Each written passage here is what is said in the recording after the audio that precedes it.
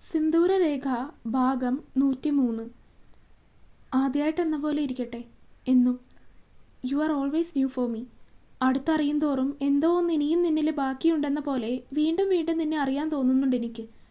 നിന്നിൽ നിന്ന് ഇന്ന് വരെ കണ്ടെത്താത്തതൊക്കെ കണ്ടെത്താൻ, അതെല്ലാം എൻ്റെ സ്വന്തമാക്കാൻ തോന്നുന്നുണ്ട് എനിക്ക്. അവൻ ഇങ്ങനെയൊക്കെ പറയുന്നത് കേട്ടതും ഇതുവരെ ഇല്ലാതിരുന്നത് പോലുള്ളൊരു നാണം അവളെ ഒന്നാകെ പൊതിയുന്നുണ്ടായിരുന്നു. കൈ എവിടെ? കുറച്ചു നേരം കഴിഞ്ഞതും അവൻ്റെ മുഖത്തേക്കൊന്ന് കൂർപ്പിച്ചു നോക്കിക്കൊണ്ട് അവൾ കൂർപ്പിച്ചു നോക്കി തന്നെ ചോദിച്ചു. കയ്യിലല്ലേ നീ കിടക്കുന്നത്? അവൻ്റെ അൾട്രാ പ്രോമാക്സ് നിഷ്കളങ്കമായ മറുപടി. മറ്റേ കൈ എവിടെ?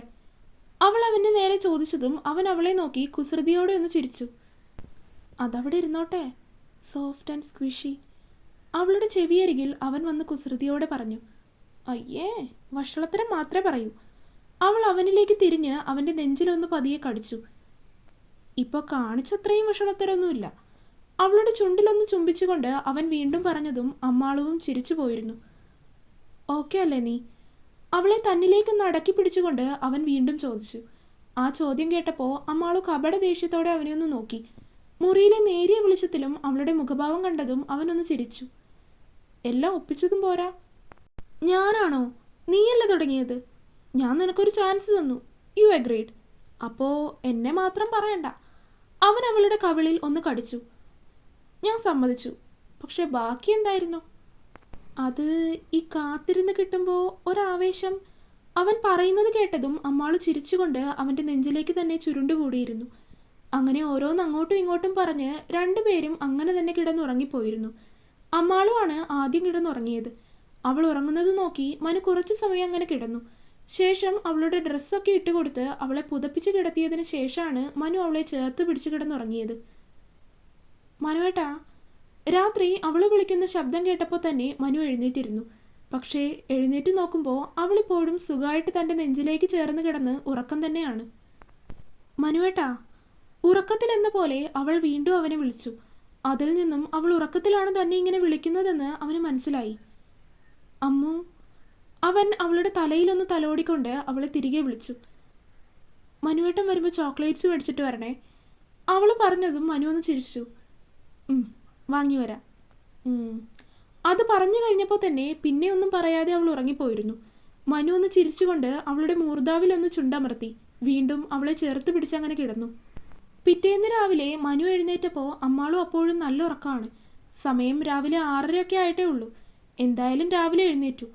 അപ്പോൾ പിന്നെ ഇന്നലെ തന്നെ മുകളിലെ മുറിയിൽ നിന്നും അത്യാവശ്യം വേണ്ടുന്ന സാധനങ്ങളൊക്കെ താഴത്തെ റൂമിലേക്ക് മാറ്റണം എന്നവൻ തീരുമാനിച്ചിരുന്നു.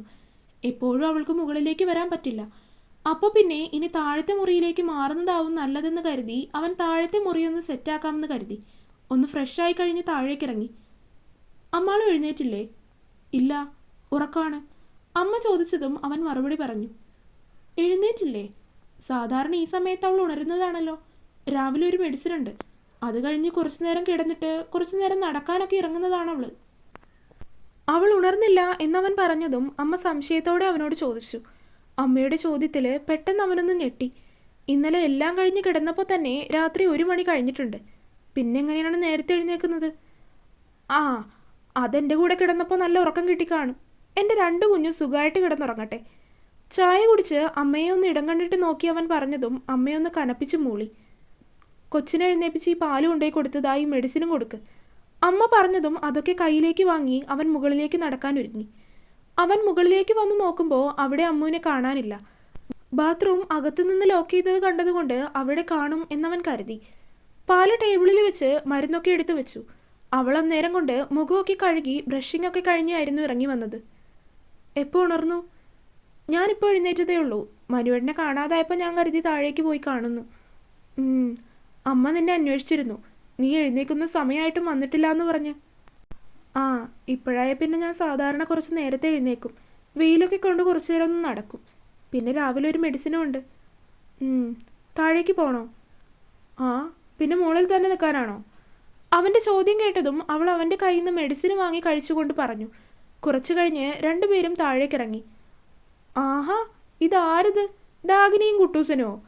രണ്ടുപേരും ഒരുമിച്ച് സൂക്ഷ്മതയോടെ പടികളിറങ്ങി വരുന്നത് കണ്ടതും താഴെ ഇരിക്കുകയായിരുന്ന ഉണ്ണി അവരെ നോക്കി ചോദിച്ചു. ആഹാ, ലുട്ടാപ്പി രാവിലെ തന്നെ ചായ കുടിച്ചിരിക്കാതെ പോയി വല്ല പണി ചെയ്യാൻ നോക്ക്. അമ്മാളു അവൻ പറഞ്ഞ അതേ രീതിയിൽ തന്നെ അവന് തിരിച്ചു കൊടുത്തു. ഇനി വാതുറന്നാൽ അപകടമാണെന്ന് മനസ്സിലാക്കി അവൻ പിന്നെ ഒന്നും മിണ്ടിയില്ല.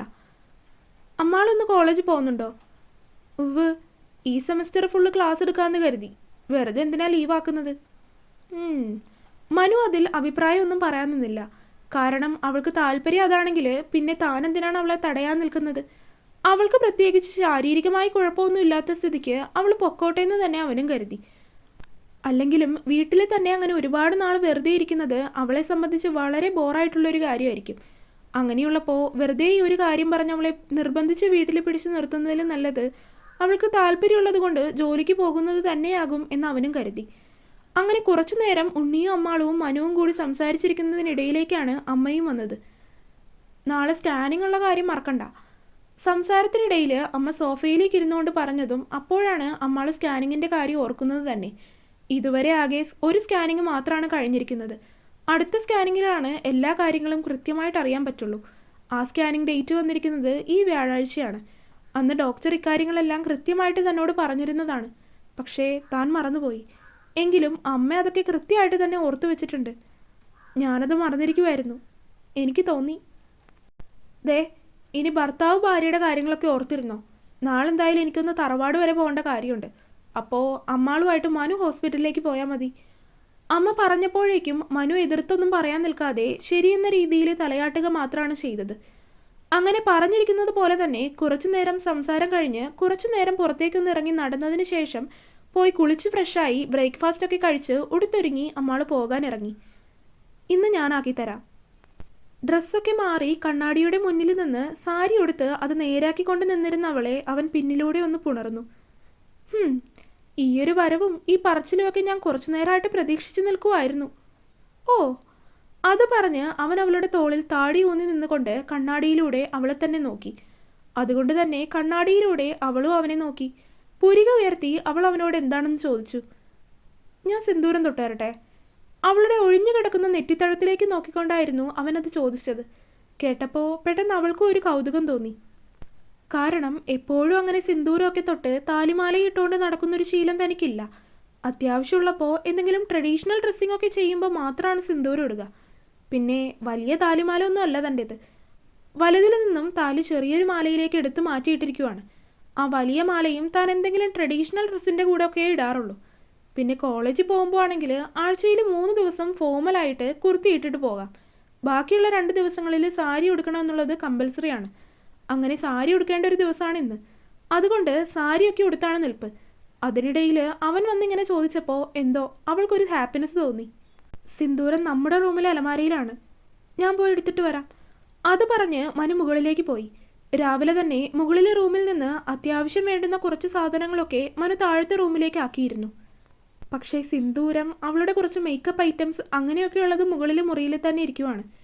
പുഞ്ചിരിയോടെ അമ്മാളും ആ കാര്യം ചിന്തിച്ചു നിൽക്കുന്ന സമയം കൊണ്ട് തന്നെ മനു മുകളിൽ പോയി സിന്ദൂരമൊക്കെ ആയിട്ട് വന്നിരുന്നു. അവൾ അവനെ നോക്കിയപ്പോൾ തന്നെ അതിൽ നിന്ന് ഒരു നുള്ളു സിന്ദൂരം എടുത്ത് അവൻ അവളുടെ സിന്ദൂര രേഖയിൽ നീട്ടി വരച്ചു. കണ്ണുകൾ ഏതോ നിർവൃതിയിൽ എന്ന പോലെ അടഞ്ഞു പോയിരുന്നു അമ്മാളുവിൻ്റെ. അത് കഴിഞ്ഞ് അവൻ അവളുടെ നെറ്റിയിൽ ഒന്ന് ചുംബിക്കുകയും ചെയ്തു. സുന്ദരിയായി, അവൻ അവളെ നോക്കി പറഞ്ഞു. അമ്മാളും ഒന്ന് ചിരിച്ചു. അമ്മയ്ക്കൊരു കുഞ്ഞുമ്മ, കുഞ്ഞിന് ഒരു കുഞ്ഞുമ്മ. അത് പറഞ്ഞ് അവൻ അവളുടെ നെറ്റിയിലും മുട്ടുകൊത്തി നിന്ന് സാരിയുടെ മറ നീക്കി അവളുടെ ഉണ്ണി വയറിലും ഒന്ന് ചുംബിച്ചു. അവൾ അവൻ്റെ തലയിലൂടെ ഒന്ന് തലോടി. ഏട്ടൻ വരുന്നുണ്ടോ? അങ്ങനെ നിൽക്കുന്ന സമയത്താണ് മുറിയുടെ പുറത്തു നിന്ന് ഉണ്ണി വിളിക്കുന്നത്. ഞാൻ അമ്മൂനെ കോളേജിലേക്ക് ആക്കിയിട്ട് അങ്ങോട്ട് വരാം. മനു പുറത്തേക്ക് വന്ന് ഉണ്ണിയോട് പറഞ്ഞു. അമ്പോ, എടി ഏട്ടത്തി, നീന്ന് സുന്ദരിയായിട്ടുണ്ടല്ലോ. അമ്മാള് മുറിക്ക് പുറത്തേക്ക് ഇറങ്ങി വന്നപ്പോൾ തന്നെ അവളെ മൊത്തത്തിലൊന്ന് നോക്കിക്കൊണ്ട് ഉണ്ണി പറഞ്ഞു. അത് കേട്ടതും അമ്മാളു മനുവിനെയാണൊന്ന് നോക്കിയത്. തുടരും. അപ്പോൾ വീഡിയോ കണ്ടവരെല്ലാവരും വീഡിയോ ലൈക്ക് ചെയ്യുക. നിങ്ങളുടെ അഭിപ്രായങ്ങൾ എന്തായാലും അത് കമൻ്റായിട്ട് അറിയിക്കുക. ചാനൽ ഇതുവരെ സബ്സ്ക്രൈബ് ചെയ്യാത്തവരുണ്ടെങ്കിൽ സബ്സ്ക്രൈബ് ചെയ്യുക. അടുത്ത പാർട്ടുമായിട്ട് നാളെ തന്നെ വരാം കേട്ടോ.